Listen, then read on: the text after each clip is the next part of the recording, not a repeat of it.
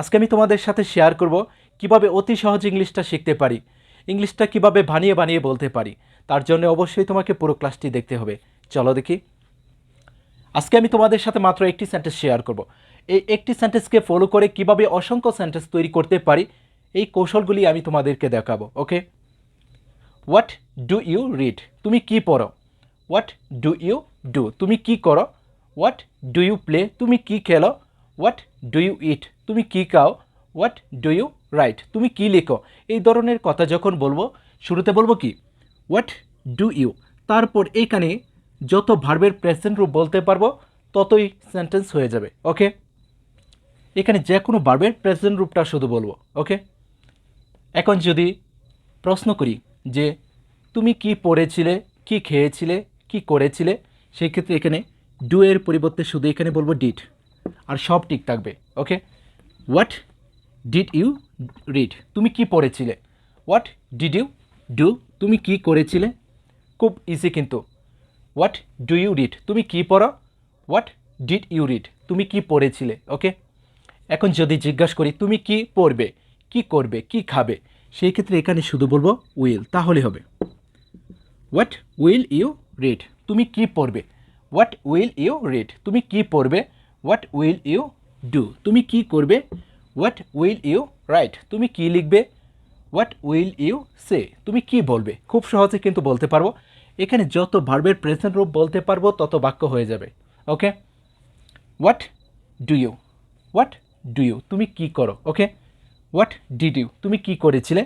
What will you? তুমি কি করবে। এই ধরনের প্রশ্ন যখন করব এদেরকে ইউজ করব। ওকে, আর যখন কাউকে জিজ্ঞাসা করব তুমি কি করতেছ, কি খাইতেছ, কি পড়তেছ, কি লিখতেছ, সেই ক্ষেত্রে এখানে বলবো আর।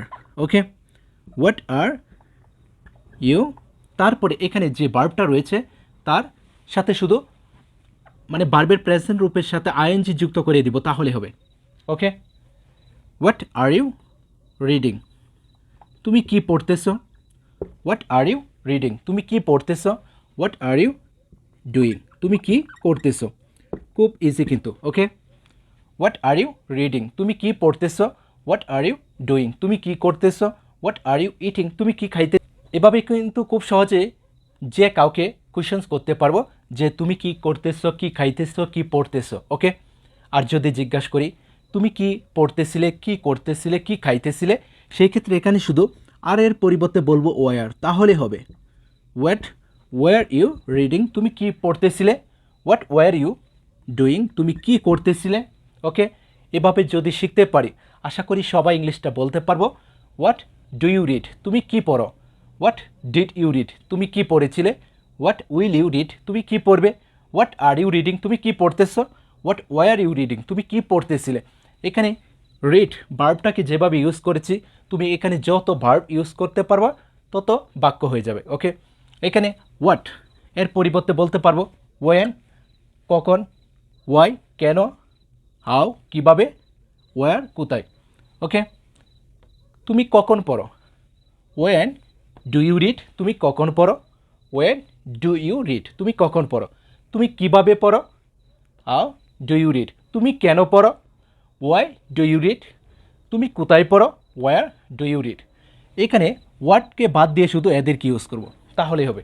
এভাবে যদি শিখতে পারি আশা করি আজকের পর থেকে আমাদের পক্ষে সহজে ইংলিশটা তৈরি করা সম্ভব এবং নিজেরাই সেটা করতে পারবো। যদি ক্লাসটি ভালো লাগে অবশ্যই শেয়ার করে দিও। ওকে।